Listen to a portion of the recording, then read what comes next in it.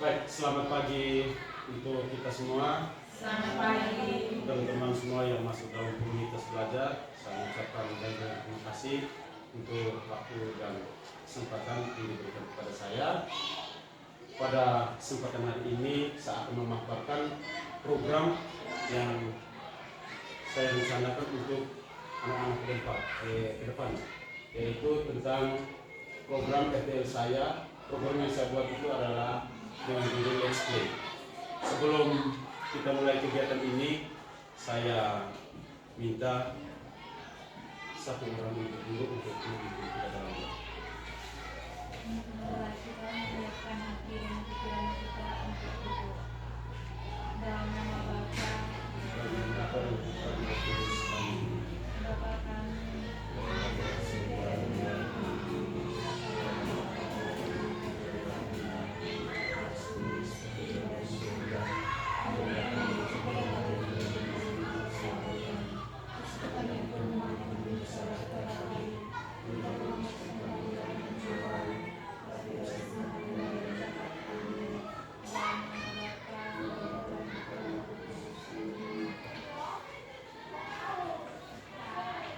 Baik, FTL yang saya ambil ini dengan program Let's Play. Nah, di program Let's Play ini saya ambil cabang olahraga tentang bola voli.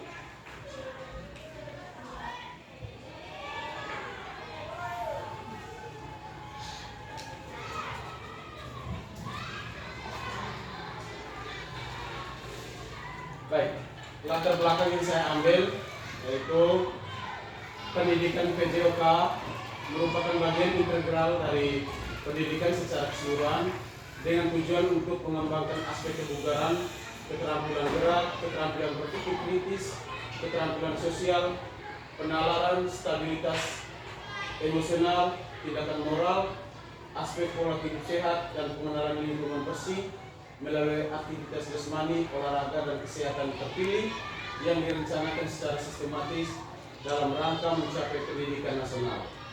Terus di latar belakang ini juga saya ambil bola voli karena saya mengharapkan bahwa siswa-siswi juga bisa mengetahui teknik dasar bola voli secara maksimal dan juga bisa menikmati permainan dan juga meningkatkan teknik dasar dan juga kesehatan fisik dan mental mereka. Terus di bola voli juga dapat diajarkan juga untuk menjalin persahabatan dan kerjasama beberapa tim, baik tingkatan kelas maupun tingkatan kelompok.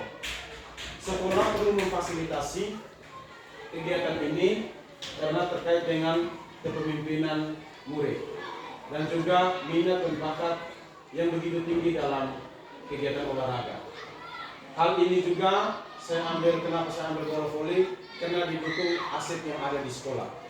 Aset yang ada di sekolah seperti kita punya lapangan, walaupun tidak terlalu memadai, tapi kita punya perlengkapan yang begitu lengkap, mulai dari lapangan bola voli dan juga net, bola, dan perlengkapan lainnya.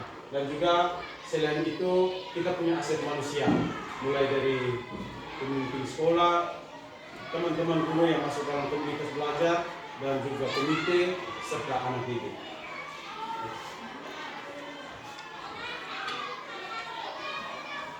Tujuan dari kegiatan atau program yang saya ambil ini, yang pertama itu meningkatkan penguasaan teknik dasar bola voli, yang kedua meningkatkan minat dan partisipasi siswa dalam kegiatan bola voli, yang berikut pengambilan keputusan yang tepat dan mengelola tim secara baik, serta yang terakhir itu menciptakan suasana belajar yang menyenangkan dan kompetitif. Capaian langkah-langkah dan hasil yang diharapkan untuk tiap tujuan yaitu yang pertama, peserta didik mampu menguasai teknik dasar dalam permainan bola voli dengan baik dan benar melalui latihan yang rutin dan berkesinambungan. Yang kedua, meningkatnya partisipasi siswa dalam bermain bola voli. Yang ketiga, terciptanya spirit agensi pada saat pengambilan keputusan dan pengelolaan tim. Dan yang terakhir, mampu menghasilkan suasana belajar yang menyenangkan dan kompetitif dengan cara memberikan kebebasan kepada semua siswa terlibat aktif mengambil peran sesuai minatnya sehingga semua siswa mampu mengeluarkan kemampuannya yang ada di dalam dirinya masing-masing. Baik, ini struktur program dan mitra dalam komunitas belajar teman-teman. Ini saya coba mengambil ini kita yang ada di dalam komunitas dulu, ya, komunitas belajar. Tidak terlepas nanti berkembang, nanti ada mungkin para pengurus OSIS juga, kita akan minta mereka untuk ambil bagian. Baik, untuk struktur programnya, kegiatan ini direncanakan pada semester ganjil mulai dari bulan September sampai November pada tahun pelajaran sekarang ini 2024-2025, dan target atau sasaran dari peserta didik itu kelas 7 dan 8. Kenapa saya ambil kelas 7 dan 8? Karena nanti ada ending dari program ini, ya. Dari ending atau dampak dari program ini adalah menuju OBSN, ya. Itu yang kenapa saya rencanakan ambil kelas 7 dan kelas 8 dengan usia minimal 17 tahun dan maksimal 15 tahun. Alur kegiatannya yaitu minggu pertama sampai minggu keempat pemanasan dari teknik dasar, ya. Ini teknik dasar mulai dari teknik dasar servis, passing, smash, dan juga blocking. Terus minggu kelima sampai ke-8 itu pengembangan permainan, latihan permainan kecil seperti bola voli pantai. Artinya itu kita bisa modifikasi, dan juga latihan servis jam, root, latihan passing atas dan bawah, latihan blocking, dan yang terakhir adalah latihan kerjasama tim dalam permainan. Nah, teman-teman lihat di minggu ke-9 sampai ke-12 yaitu pertandingan persahabatan. Mengadakan pertandingan persahabatan antar kelas, ya. Kalau bisa memungkinkan kita untuk bisa antar sekolah, bisa juga, ya. Terus yang kedua itu evaluasi permainan dan memberikan umpan balik. Teman-teman, ini di minggu ke-9 sampai minggu ke-12 ini, di poin pertama itu mengadakan pertandingan persahabatan antar kelas itu nanti saya coba masukkan model pembelajaran SEM ke dalam pertandingan ini. Di model pembelajaran SEM ini nanti kita yang di dalam komunitas ini hanya berperan sebagai fasilitator saja, tapi yang mengambil peran secara keseluruhan di dalam itu nanti kita punya anak-anak didik. Aset yang dimiliki adalah aset manusia, antara lain pimpinan, dalam hal ini kepala sekolah, rekan sejawat, tenaga pendidik dan kependidikan yang masuk dalam komunitas belajar, pembina OSIS, pengurus OSIS, komite, peserta didik kelas 7 dan kelas 8. Teman-teman, di poin nomor 5, komite ini kita minta mereka berperan juga ini dalam hal penyediaan sarana prasarana di dalam. Kenapa saya juga ambil komite ke dalam? Baik, kapasitas yang dimiliki oleh kelas atau sekolah kita di sini seperti yang saya bilang tadi, ada bola voli, net, fluid, lapangan, kartu pelanggaran, pun, dan stopwatch. Ini alat-alat yang bisa kita manfaatkan, fasilitas yang bisa kita manfaatkan untuk proses latihan sampai kepada puncak pertandingan.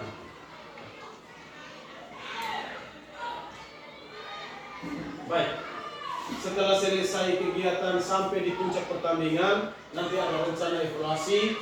Tujuan dari evaluasi ini adalah mengetahui sejauh mana RTL telah tercapai.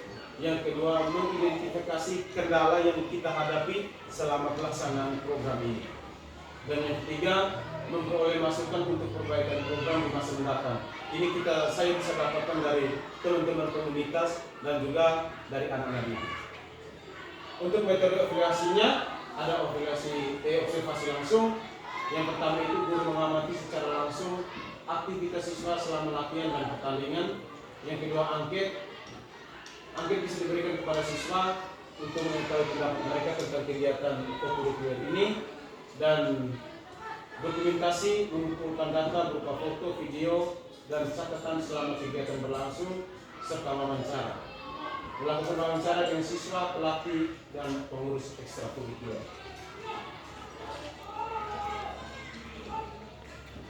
Hasil evaluasi ini contohnya saja, teman-teman. Contoh dari hasil evaluasi atau contoh laporannya yaitu kita lihat sama-sama di situ ada aspek yang dievaluasi seperti penguasaan teknik, indikatornya dapat melakukan servis dengan akurat, metode evaluasinya observasi, instrumennya ada lembar observasi. Kita kasih lembar observasi kepada siapa yang mau melakukan observasi. Terus kerjasama tim juga metodenya adalah evaluasi, instrumennya juga lembar observasi. Minat dan partisipasi yaitu indikatornya sering hadir dalam latihan berupa absen, dan metode evaluasinya juga bisa berupa angket, dan instrumennya adalah angket evaluasi. Contoh pertanyaan dalam angket itu teman-teman bisa lihat seberapa sering Anda mengikuti latihan, seberapa puas Anda dengan materi latihan, apakah Anda merasa nyaman dalam berlatih, dan juga apakah Anda memiliki saran untuk perbaikan kegiatan ekstra kokurikuler bola voli. Baik teman-teman, ini saya coba merangkum tantangan dan solusi selama kegiatan program ini berlangsung. Yang pertama itu minat siswa menurun. Nah, untuk solusinya kalau tantangannya minat siswa menurun, berarti solusinya adalah variasikan latihan, gunakan berbagai jenis permainan dan latihan untuk menjaga minat siswa. Libatkan siswa dalam perencanaan dan berikan kesempatan kepada siswa untuk memberikan masukan dan ide-ide baru.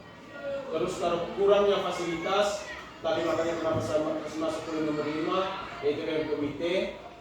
Optimalkan penggunaan lapangan yang ada, meskipun ukurannya terbatas. Manfaatkan ruang terbuka jika tidak ada lapangan, yaitu manfaatkan ruang terbuka seperti halaman sekolah untuk latihan dasar. Nah, ruang terbuka ini kita bisa minta bantuan juga dengan komite untuk membersihkan, ya, ruang terbuka untuk latihannya anak-anak. Terus kalau kurangnya pelatih dan yang berpengalaman, nah ini saya coba buat terobosan baru, yaitu membentuk kelompok mentor. Ajak siswa senior yang memiliki kemampuan lebih untuk menjadi mentor bagi siswa baru. Kita kemarin ada kita punya anak-anak yang sudah terlibat di O2SM tahun lalu. Mereka itu yang kita harapkan untuk menjadi mentor kepada kelas 7 khususnya yang baru masuk, supaya minimal mereka bisa tahu teknik dasar. Nah, mereka bisa ada teknik dasar. Nah, yang berikut kurangnya dana, mengajukan proposal dana ke sekolah, dalam hal ini dana BOS, dan juga komite dan juga sponsor untuk mendapatkan dukungan finansial. Mencari donasi peralatan kepada pihak ketiga. Ini misalnya bisa ke anggota dewan yang dapilnya di sini, dan juga para donatur atau sesepuh yang berdomisili di luar tetapi berasal dari tempat ini. Sulit menjaga kedisiplinan, solusi yang saya tawarkan itu kita buat aturan yang jelas, serta berikan sanksi yang bersifat edukatif kepada anak-anak yang tidak terlalu aktif, dan juga berikan reward kepada teman-teman atau anak-anak kita yang berprestasi dan disiplin. Ya, mungkin itu saya punya pemaparan programnya. Berikutnya saya minta mungkin dari Bapak Ibu guru, teman-teman komunitas yang ada di dalam ini bisa berikan saya masukan atau mungkin pertanyaan yang bersifat kritis supaya bisa baik saya punya program Let's Play kepada teman-teman. Saya berikan kesempatan. Oh ya, Ibu Nana silakan. Baik, terima kasih untuk waktu dan kesempatan yang diberikan kepada saya. Pada kesempatan ini saya ingin bertanya kepada Bapak mengenai pembelajaran, model pembelajaran SEM. Tadi dijelaskan juga dalam pembelajaran itu Bapak akan masukkan juga model pembelajaran SEM. Mungkin di sini Bapak bisa jelaskan kepada kami biar kami lebih paham tentang model pembelajaran SEM itu seperti apa. Baik, saya kembali. Baik, terima kasih Ibu Nana, tepuk tangan untuk semuanya. Baik, luar biasa untuk pembelajaran SEM-nya. Ini dia punya penjelasannya.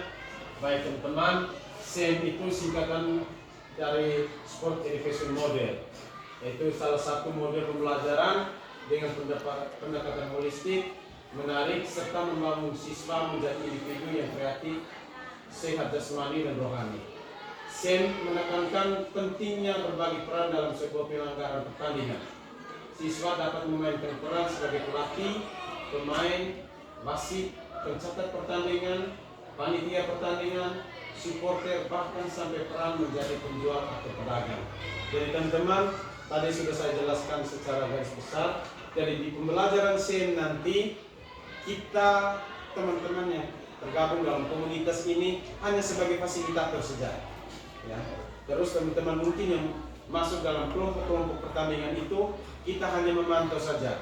Tetapi mulai dari pembagian kelompok, pembentukan tim, latihan, dan juga bagaimana mereka memilih mereka siapa yang menjadi pemain, kapten dan pelatih itu diberikan kepada anak-anak semua. Terus kita bisa gabung dengan OSIS supaya mereka bisa menentukan siapa yang pertama bisa menjadi reporter. Nah, itu di dalam pembelajaran saya itu. Siapa yang menjadi pedagang. Nah, untuk teman-teman untuk yang di pedagang ini, saya rencananya untuk teman-teman balik kelas supaya bisa manfaatkan dana atau apa jualan apa yang disepakati antara balik kelas dengan anak walinya. Mungkin itu bisa salah satu cara untuk buat kas kelas. Itu juga bisa di situ. Bisa adakan barang apa yang bisa mereka beli pada saat pertandingan nanti.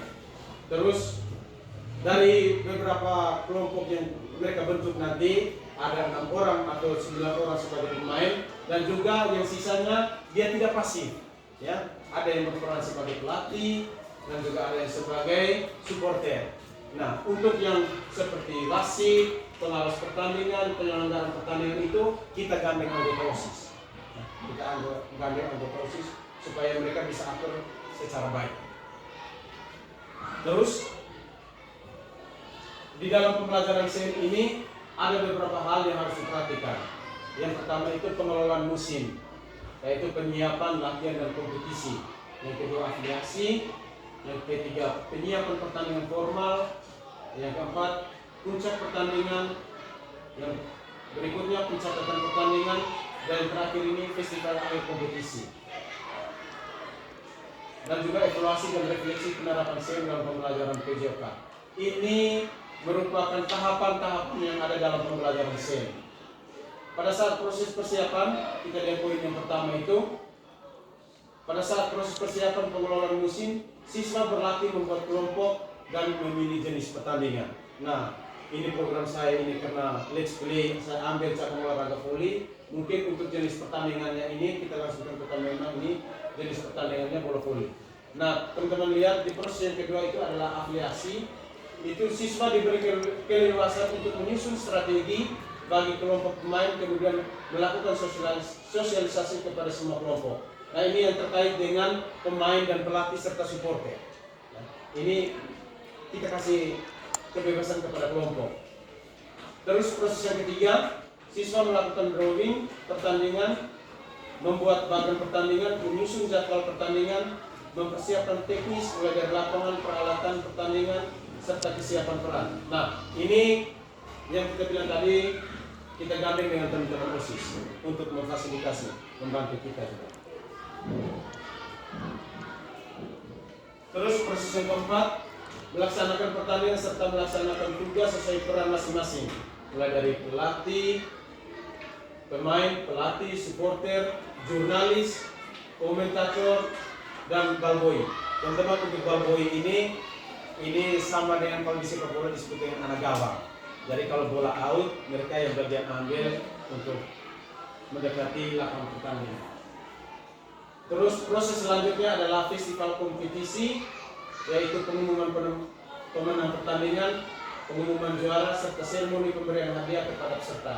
Teman-teman, ini di proses yang terakhir ini, festival kompetisi ini, saya minta teman-teman yang sudah dalam komunitas ini, apalagi guru-guru seni, mereka bisa siapkan semacam seremonial dengan menggunakan musik dan juga tarian, ya. Artinya merameriahkan pada saat mereka selesai melakukan pertandingan, ya, di pertandingan final itu.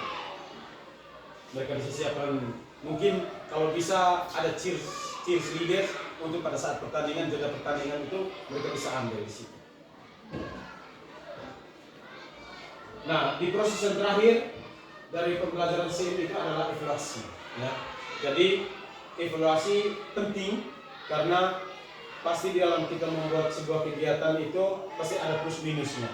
Nah, kita harus adakan evaluasi supaya yang minusnya itu kita bisa perbaiki dan yang baik itu kita bisa tingkatkan terus. Ya. Mungkin itu penjelasan saya tentang sport education model ini atau pembelajaran SEM. Ada lagi yang mau bertanya? Pas ya? Pas. Oke, baik. Mungkin itu saja penjelasan dari saya. Saya berharap teman-teman komunitas mendukung saya agar program yang saya buat ini dapat berjalan dengan baik dan yang paling penting adalah dapat bermanfaat untuk anak didik kita. Mungkin sekian saja pemaparan saya. Terima kasih atas waktu yang Bapak Ibu teman-teman komunitas sudah luangkan untuk saya. Sekian saja, terima kasih. Saya minta seorang untuk